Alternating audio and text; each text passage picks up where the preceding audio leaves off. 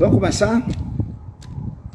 Marcos capítulo 1, aí o texto do verso 21 ao verso 28. Diz assim o texto: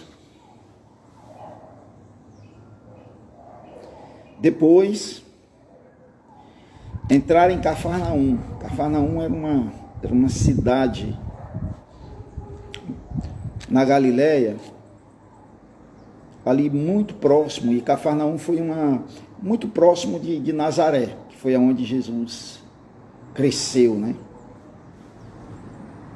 Ele nasce em Belém, em Judá, mas por conta da perseguição de Herodes, querendo matar ele, José e Maria são orientados a ir para o Egito, e aí eles ficam no Egito até a morte de Herodes o Grande, o pai. E aí quando ele morre, eles iam voltar para Jerusalém, para Judá, para a Judéia, na verdade. Mas quando eles souberam que o filho de Herodes, que era Herodes Arquelau, e era tão mau como o pai, eles não foram para a Judéia, eles foram para a Galileia. E aí eles ficaram morando em Nazaré, até para cumprir uma profecia que chamava ele de o Nazareno, né? Porque apesar dele não ser de Nazaré, mas ele viveu muito, ele cresceu, né? Ele foi criado em Nazaré praticamente. E eram cidades assim, pequenas, mas tudo próximo ali na Galileia. Era Caná da Galileia, por exemplo, era uma outra cidade onde Jesus faz o seu primeiro milagre naquele casamento. E Cafarnaum era uma cidade, vamos dizer assim, encostada do lado, né, da Galileia, do mar de Tiberíades, e Jesus praticamente fez a sua sede ali. Ele andava, quando ele saía, né, ele dava voltas, ele ia na Galileia, ele ia em Samaria, ele ia para outras regiões, mas ele sempre voltava para Cafarnaum. E aí diz aqui que entraram em Cafarnaum, e logo no sábado foi ele ensinar na sinagoga. Quer dizer, é um costume dele ir para as sinagogas. Sinagogas era como se fosse, vamos dizer assim, igrejas, né? O templo era em Jerusalém, e vários lugares haviam sinagogas dos judeus, né? E no versículo 22 diz assim: maravilhavam-se da sua doutrina, porque os ensinava como quem tem autoridade, e não como os escribas. Escribas eram os professores, era aquele que ensinava o povo a respeito da lei de Moisés. Não tardou que aparecesse na sinagoga um homem possesso de espírito imundo, e bradou, que temos nós contigo, Jesus Nazareno? Vieste para perder-nos? Bem sei quem és, o Santo de Deus. Mas Jesus o repreendeu, dizendo: cala-te e sai desse homem. Então o espírito imundo, agitando violentamente e bradando em alta voz, saiu dele. Todos se admiraram, a ponto de perguntar entre si: que vem a ser isto? Uma nova doutrina? Com autoridade ele ordena aos espíritos imundos, e eles lhe obedecem.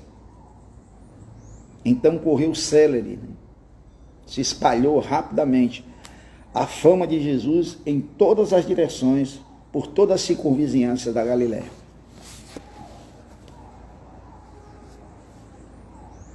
Texto muito rico. Muito rico.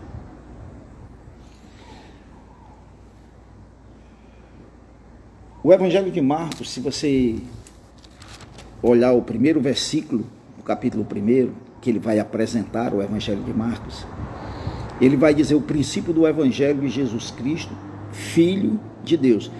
Sempre filho com F maiúsculo. Por que filho com F maiúsculo? Volto a falar, enfatizo isso muito. Porque toda pessoa que se torna cristão ou cristã, ela se torna filho ou filha de Deus. Com F minúsculo. Por que F maiúsculo? Porque aqui é um substantivo próprio. Jesus é filho de Deus como ninguém é. E ninguém pode ser. Por quê? Porque Jesus, ele é coexistente com Deus. Ele é gerado, ele é Deus de Deus. Ele tem exatamente a mesma natureza do Deus Pai e do Deus Espírito Santo. Sem tirar nem pôr.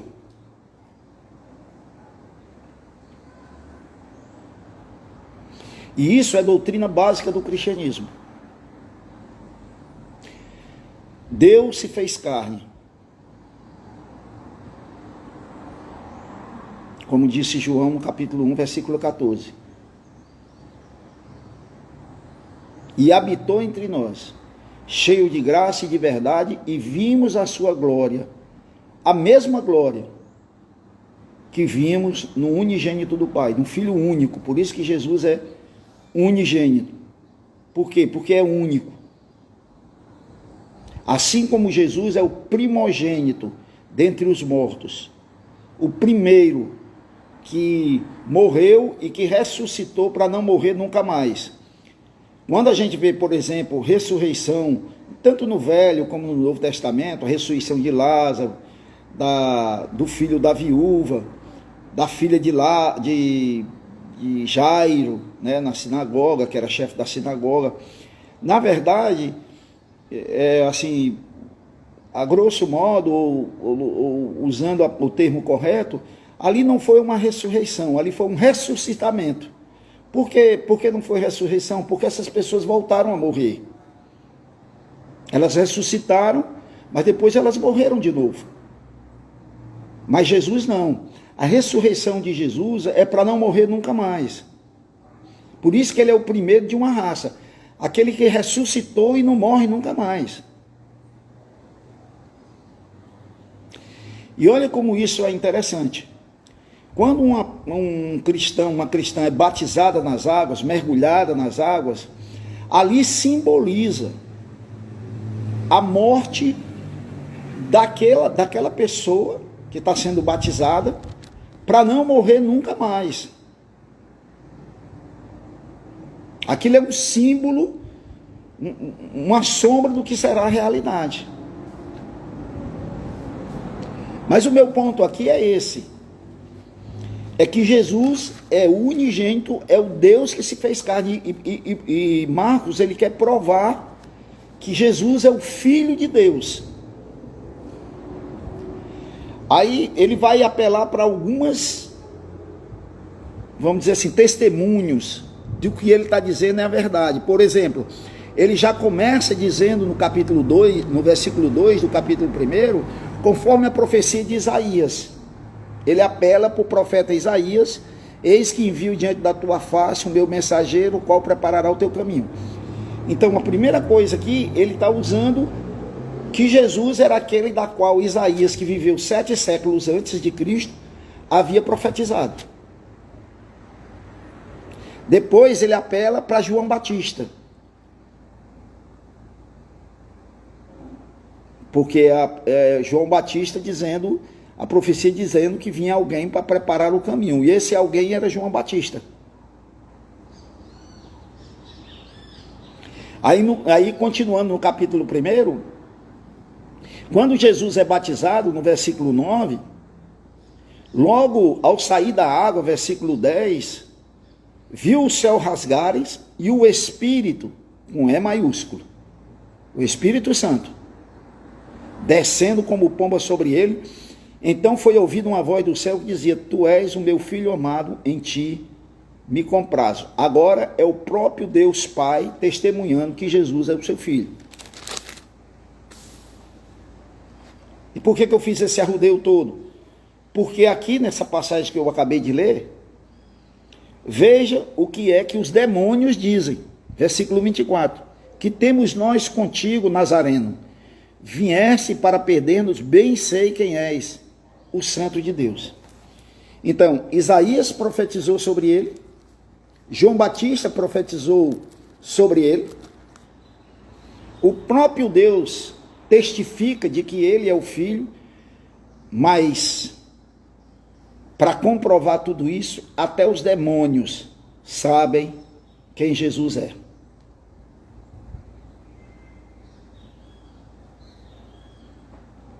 E aqui tem uma coisa muito forte. Esse é o primeiro ponto meu aqui. Primeiro, a existência desses seres.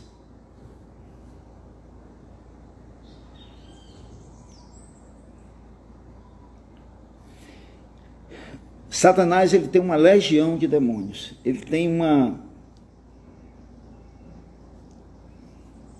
Para você ter uma ideia, quando ele caiu, porque ele cai, Isaías capítulo 14 e Ezequiel 28, vai dizer que ele era um anjo ungido, um querubim ungido, alguém que na hierarquia celestial só estava abaixo de Deus Pai, Filho e Espírito Santo, mas que tinha assumido um posto de que todos os anjos estavam abaixo dele. Ele tinha tanto poder que ele disse, não, eu não quero, eu quero ser igual a Deus. Eu quero ser adorado igual a Deus. E isso foi a influência dele, o poder de Lúcifer, que significa anjo de luz, era tão grande que a Bíblia vai dizer que ele levou 1/3 dos anjos com ele. 1/3. Que são os demônios. Aqui Jesus, ele se depara com uma legião desses demônios. Havia um homem possesso. E claro, o caso dele aqui é possessão. Nem todo mundo é possesso de demônios. Mas isso não significa que as pessoas estão livres da influência e do poder dos demônios. A Bíblia é muito clara nesse assunto.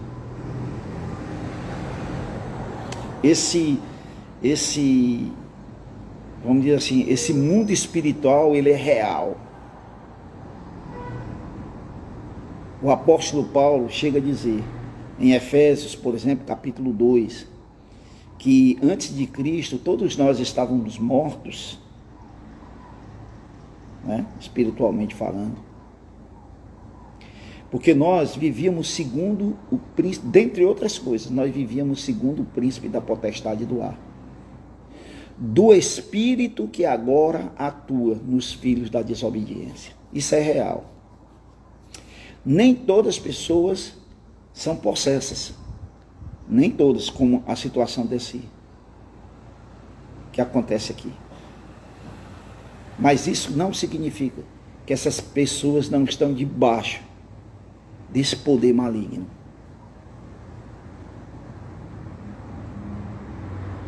Então, é muito forte, só que ele é muito sutil, ele é sagaz, ele é mentiroso, como Jesus chama ele o pai da mentira. Ele escraviza as pessoas, mas dá para ela a sensação de liberdade. É por isso que muitas vezes, eu pelo menos pensava assim, rapaz, ser crente, o cara ser crente é um cara bitolado, ele não tem liberdade para fazer o que quer. Porque esse é o pensamento de uma pessoa fora de Cristo. Ela não tem essa compreensão, ela acha que faz o que quer, ela não faz o que quer. Satanás influencia ela, dando a ela a sensação de liberdade, de que ela é livre. E na verdade ela é escrava. Jesus diz assim, João 8, todo aquele que vive na prática do pecado é escravo do pecado.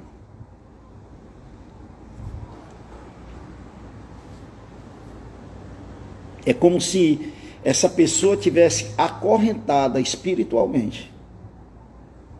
Ela não pode se livrar. Em Efésios capítulo 6, Paulo vai dizer que a nossa luta, agora falando para cristão, né? A nossa luta não é contra a carne, nem contra sangue, mas é contra principados e potestades. Contra espíritos demoníacos nesse mundo de trevas. Essa é a luta.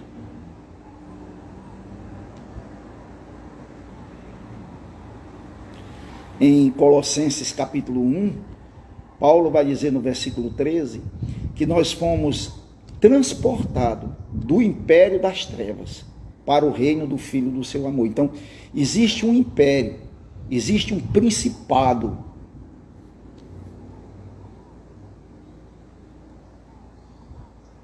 Existe um império de trevas. Às vezes, eu acho muita infantilidade de muitos cristãos achar que esse mundo vai melhorar. Ele não vai melhorar. Ele não tem como melhorar. 1 João vai dizer que esse mundo jaz no maligno.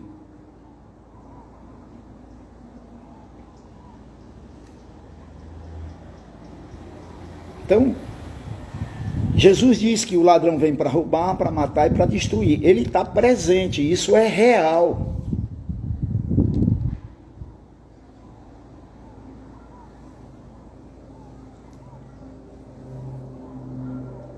Todo mundo quer o bem. E por que o bem não acontece para todo mundo e o mal prevalece?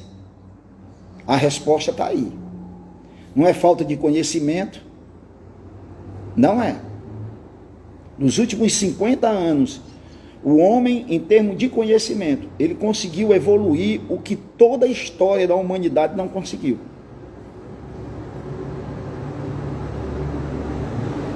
O homem conseguiu colocar uma pessoa na lua. Hoje nós temos cirurgia feita vídeo. Pessoa sendo, o médico operando aqui, sendo instruído por outro.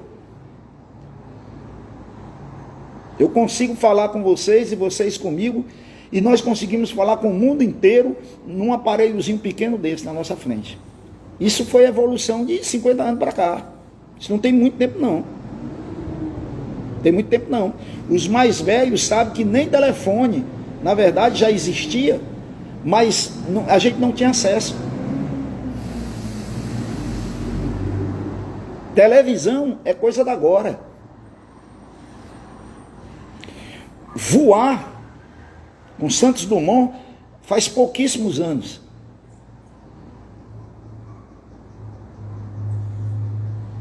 A indústria automobilística não faz muito tempo.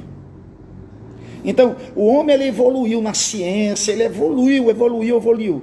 Mas o que é que não mudou nele? A natureza dele. O que não mudou nele é essa dominação.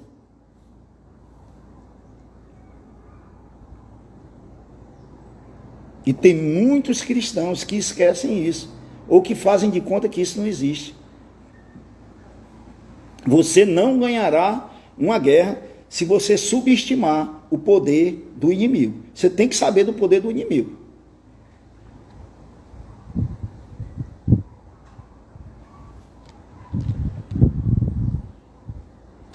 É forte isso.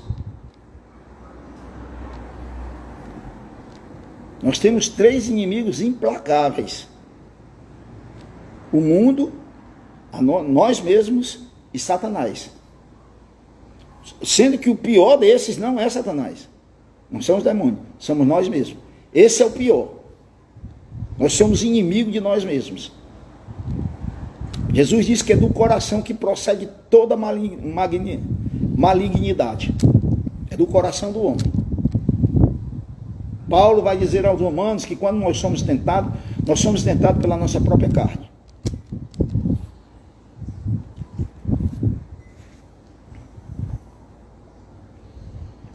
Então não adianta ficar botando culpa no diabo por nossos erros. Isso não vai resolver nosso problema. Tem muito cristão que não assume. Assuma. Porque Satanás, ele é como um passarinho. Para o cristão é como um passarinho. Ele pode até voar sobre a cabeça dele. Agora, fazer ninho, mano, para ele fazer um ninho ali, ele precisa ter permissão. Mas esse mundo é real. Isso aqui é uma realidade. É só olhar o mundo em nossa volta.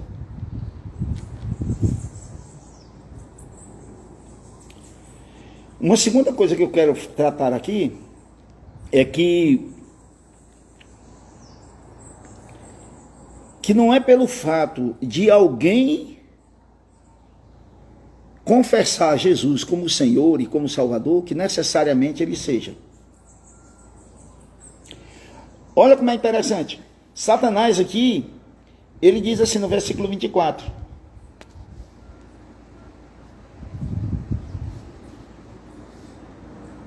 Que temos nós contigo, Jesus Nazareno? Lembra aí de Nazaré? Vieste perder-nos, bem sei quem és.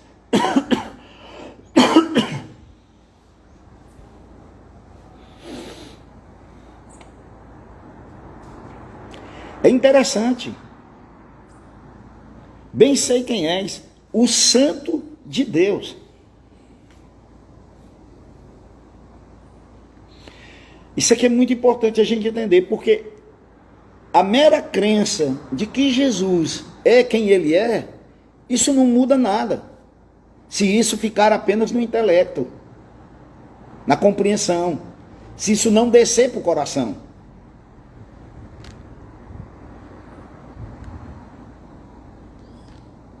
É aqui que está o engano do diabo.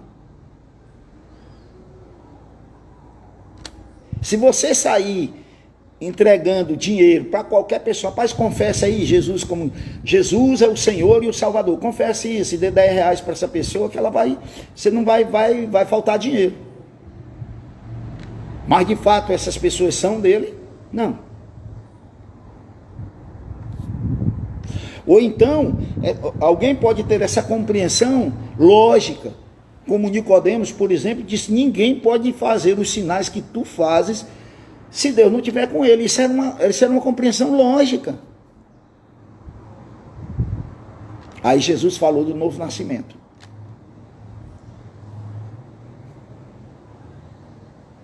Porque o simples fato de saber quem ele é, isso não muda a realidade. Martim Lutero, ele dizia uma coisa interessante, que a questão do pronome pessoal, né? Qualquer pessoa pode dizer Jesus é o Senhor, Jesus é Senhor, Jesus é Salvador, qualquer pessoa. Mas Lutero dizia o seguinte: mas só os cristãos podem dizer Jesus é o meu Senhor, Jesus é o meu Salvador. Aqui faz toda a diferença. Em Tiago capítulo 2, ele vai dizer assim: tu crê que Deus existe, fazes bem, porque até os demônios creem e tremem. Então, olha que coisa forte. Os demônios aqui sabiam quem Jesus era. Aliás, Satanás, ele conhece a Bíblia, porque na tentação de Jesus, lembra de Mateus capítulo 3, o capítulo 4, melhor dizendo, ele usa a palavra, porque está escrito. Mas isso não tornava ele um cristão.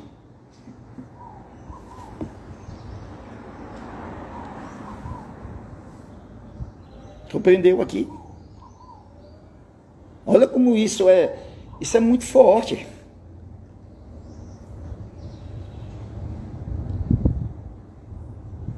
Eu posso estar numa vamos dizer assim, num lugar aonde o nome de Jesus ele é mencionado várias vezes, mas isso não significa que Jesus esteja ali, não. Se aquilo não estiver no coração. Uma pessoa que, por exemplo, crê que Jesus morreu na cruz, ele crê tudo isso, mas ele não entrega a sua vida para Cristo, ela não entrega essa pessoa, não fez diferença nenhuma. Por que a Bíblia, e aqui a gente vai ver, por exemplo, na pregação de João Batista, quando ele começa a pregar, a primeira coisa que ele diz é arrependei-vos e crê. Por que que primeiro vem arrepender? Porque o meu coração tem que ser mudado. Acreditar, crer que Jesus é o Senhor, crer que Jesus é o Filho de Deus, crer que Jesus morreu para me salvar aqui e tal, isso tudo faz sentido, passa por ali. Mas se não houver arrependimento, se eu não trouxer isso para mim, se eu não disser, puxa vida, aqui, essa fé não vai mudar nada. É por isso que Tiago vai dizer que fé sem obras é fé morta. Por que que é fé morta? Porque a fé verdadeira, ela nos transforma.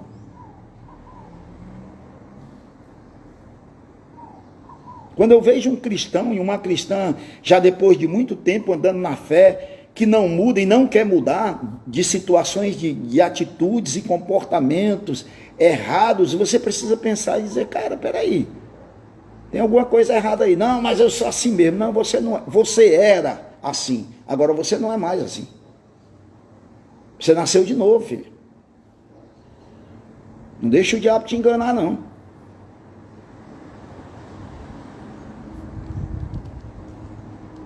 Isso é muito forte, gente. Então, se tem alguém que conhece Jesus, é Satanás e seus demônios. Esse conhece Jesus mais do que ninguém. Fora, obviamente, o Deus Pai e o Deus Espírito Santo, né? Ele conhece o poder. Olha o que ele diz aqui. Vieste para perder-nos, ou seja, vieste para nos condenar. Lembra quando Jesus, ele encontra aquele gadareno? Vai acontecer aqui em Marcos. Ele diz assim, vieste para perder antes do tempo, vieste para nos condenar antes do tempo,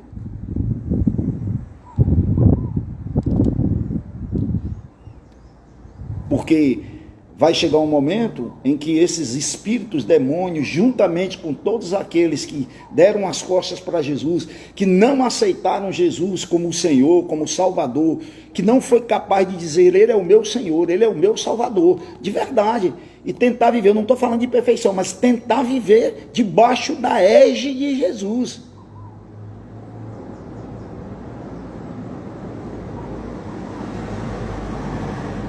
Esse é olha, em Malaquias capítulo 3, que Deus estava falando ali a respeito de oferta e de dízimo, ele diz assim, vocês me chamam de pai, vocês me chamam de Deus, vocês me chamam de Senhor, se eu sou o pai de vocês, se eu sou o Senhor de vocês, por que vocês estão me roubando? Cadê minha honra?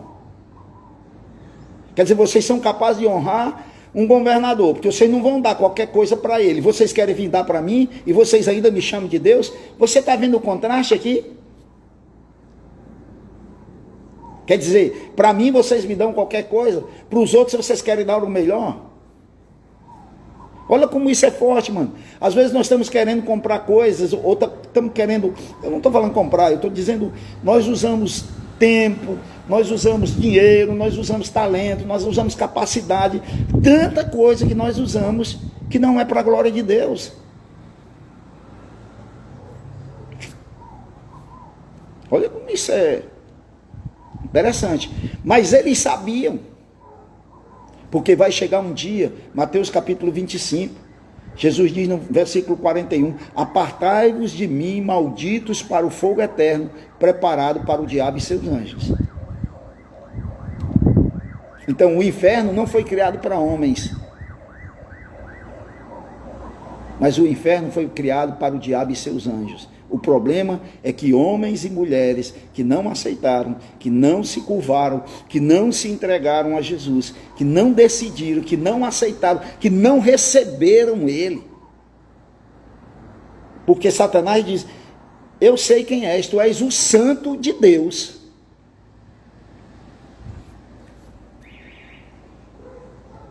Mas isso não mudou a história desses demônios. Não é uma coisa para a gente pensar? Agora deixa eu só terminar. Seja qual for a situação,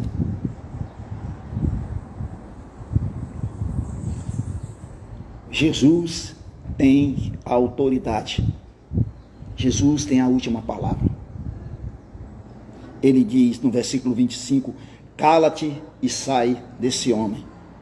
Então, o espírito imundo, agitando violentamente e bradando em alta voz, saiu dele.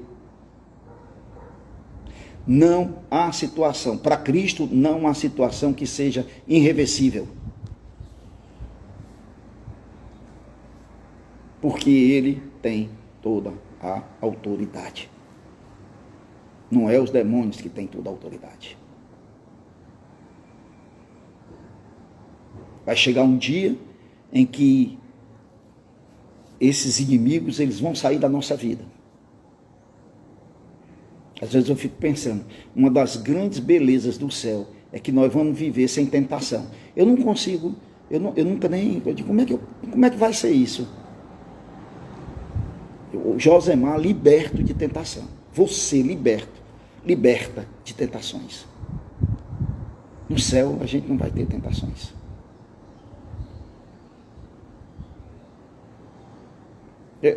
Como é que vai ser um mundo sem pecado? Porque eu não consigo viver sem pecado aqui, nem você. Mas você pode sentir a liberdade.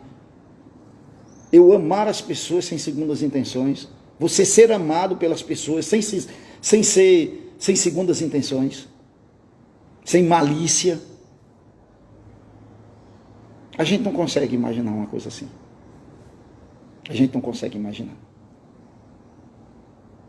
A igreja, né, que deveria ser um local, estou falando de igreja local, que deveria ser, né, comunidades locais, que deveria ser um pedacinho do céu, e em muitos aspectos, mas ali mesmo a gente vê o ferrão do diabo na vida de tantos irmãos e tantas irmãs, inclusive na nossa. Porque a malquerência, a falta de perdão, a fofoca, a malignidade, as traições, dentro de uma igreja local. E nós estamos falando de pessoas salvas. Eu não estou falando do joio, não. Bem que tem o joio mesmo, o joio arrebenta. Mas eu estou falando do trigo. E essas pessoas ainda não conseguiram se libertar de maneira definitiva. Você pode imaginar isso? Porque esse homem, ele foi liberto da possessão. Mas isso não significa que ele estava liberto da influência. Não, ele ia continuar na luta. Mas Jesus chega e Jesus estanca. Isso é muito lindo. As religiões, elas, na verdade, elas nos engolda mais com esses seres demoníacos, as religiões. Um dia eu cheguei num lugar aqui, tinha uma taçazinha assim, cheia de sal e alho em cima, e eu perguntei, o que é isso aqui? Não, isso aqui é para espantar maus olhares, inveja. Ele disse, eu sei que a senhora não vai acreditar em mim, não, mas o que a senhora está fazendo com isso aqui é atraindo o que não presta. A senhora quer espantar maus olhares, entregue sua vida para Jesus. É por isso que Jesus diz, eu vou terminar aqui, quem me segue não andará nas trevas, mas terá a luz da vida. Isso não é fantástico? Quem me segue não andará nas trevas, mas terá a luz da vida. Porque Satanás, ele é um ser das trevas. Ele não é um ser da luz. João capítulo 3, versículo 19, diz que o mundo amou. Amaram mais o mundo do que a Deus. Porque as suas obras eram más. Veio para o que era seu, mas os seus não receberam, porque as suas obras eram más. Satanás é um ser das trevas. Tudo que não presta, Satanás quer. Ele quer nos destruir, ele quer nos arrebentar. Isso é muito forte. E nós, cristãos, nós precisamos ficar atentos. Porque Satanás quer destruir nossa família, quer destruir todas as famílias.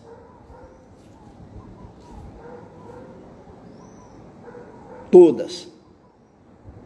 Satanás, ele só tem um prazer na vida, é fazer mal. Só que ele faz isso dando a ideia de que é o bem. Paulo diz que ele se reveste em anjo de luz para enganar até os fiéis. Ele é argiloso. Porém, Jesus é mais poderoso do que ele. Amém? Então se refugie em Cristo. Se refugie em Cristo.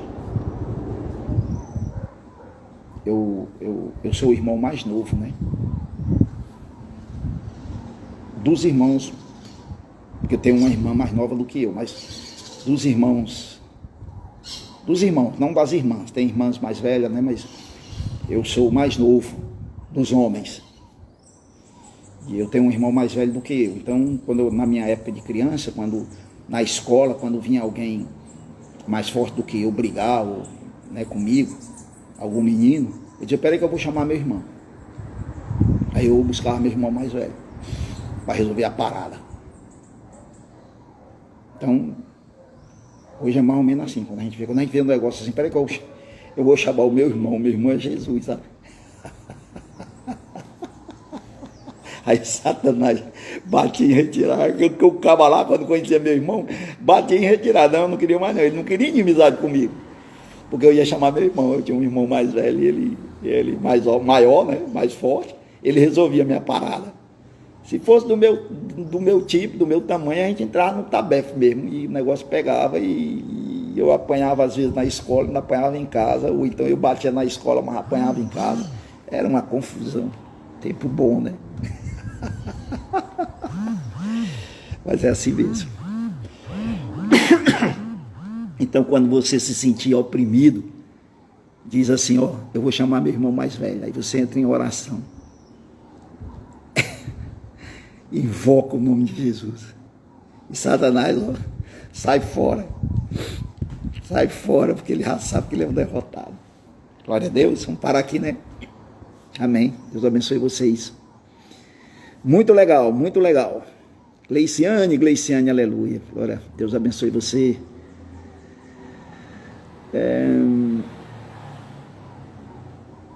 Jones Play, Deus te abençoe, meu amado. Fica na paz. Um excelente final de semana.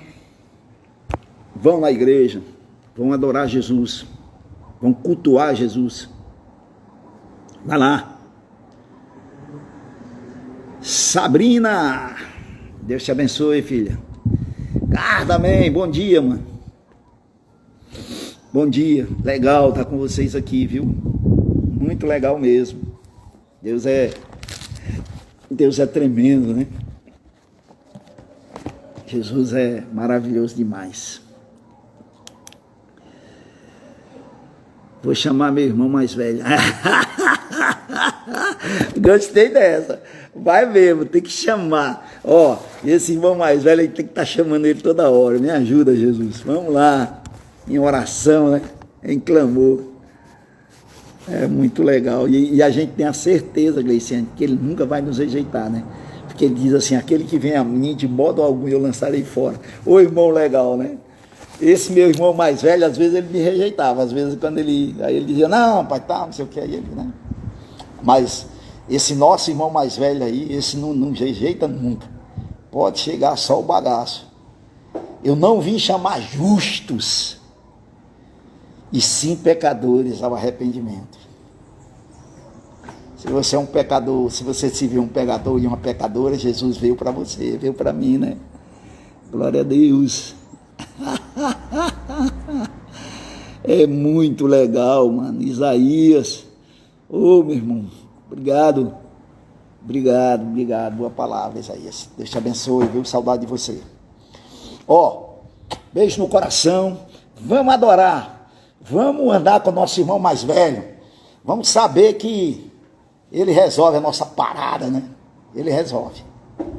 Resolve mesmo. Pode ter certeza. Fica na paz, tenham todos um bom dia, um bom final de semana.